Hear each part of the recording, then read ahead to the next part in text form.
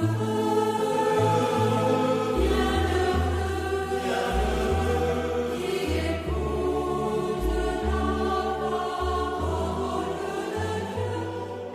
carême 2023, l'Église nous invite à ouvrir petit à petit notre cœur à la loi de la grâce. Nous avons besoin d'être libérés, d'être rachetés par le Seigneur. Et dans cette histoire du salut, de notre rachat, les anciens avaient reçu les 10 commandements, qui sont la loi ancienne. Et Jésus est venu parachever tout cela et nous donner la loi nouvelle. La loi qui va nous permettre non seulement d'être sauvés, d'être rachetés, mais en plus de trouver le bonheur que le Seigneur veut pour nous.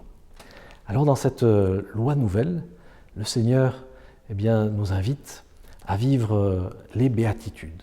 Ce sont les grands principes que le Seigneur nous donne, qu'il a lui-même vécu, qu'il a lui-même incarné. On dit que les béatitudes sont comme un portrait, un autoportrait du Seigneur, et il nous invite à notre tour à les vivre en nous préparant durant ces 40 jours que l'Église nous donne.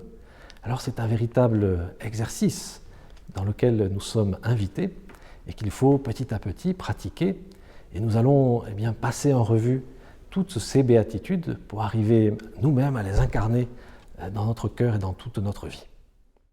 Voilà le Seigneur sur le mont des béatitudes. Et il commence à nous donner cette loi nouvelle qu'il veut inscrire dans notre cœur. Et la première de ces béatitudes est la suivante. « Heureux les pauvres en esprit, car le royaume des cieux est à eux. » Ce n'est qu'en voyant la vie des disciples et des apôtres que nous pouvons comprendre cette béatitude. Pensons à Saint Pierre, à Saint Jean, à Saint André. Ils étaient à côté du Seigneur et leur vie était constamment chamboulée durant les 3 ans de vie publique qu'ils ont passé avec le Seigneur. Ils se levaient, ils ne savaient pas où ils allaient manger, ils ne savaient pas où ils allaient dormir, ils ne savaient pas ce qu'ils allaient faire le jour suivant.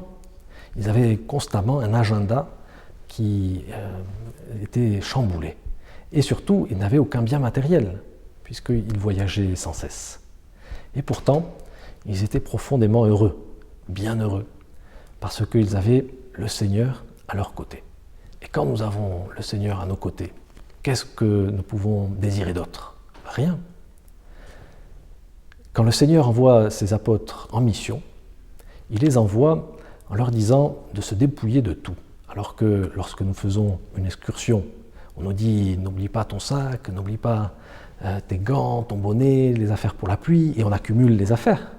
Alors que Jésus, au contraire, il leur dit « ne prenez rien, ni sac, ni besace, ni sandales.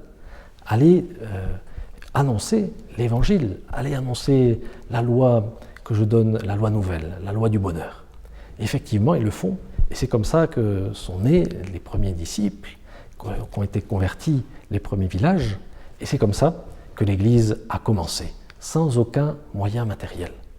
Alors que désirons-nous de plus que cette chance que nous avons d'être fils de Dieu? Et parfois, malheureusement, nous sommes un peu comme Ésaü, qui était prêt à renoncer au plus grand bien, c'est-à-dire les droits d'aînesse, pour un petit plat de lentilles. Quel dommage!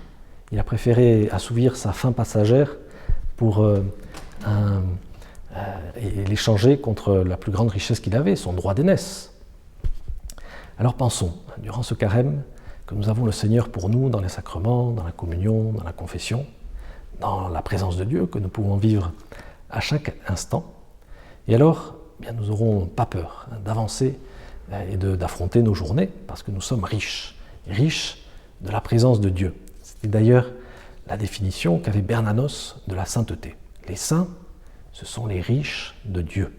Ce sont ceux qui valorisent la grâce et qui le reçoivent tous les jours et qui la font fructifier.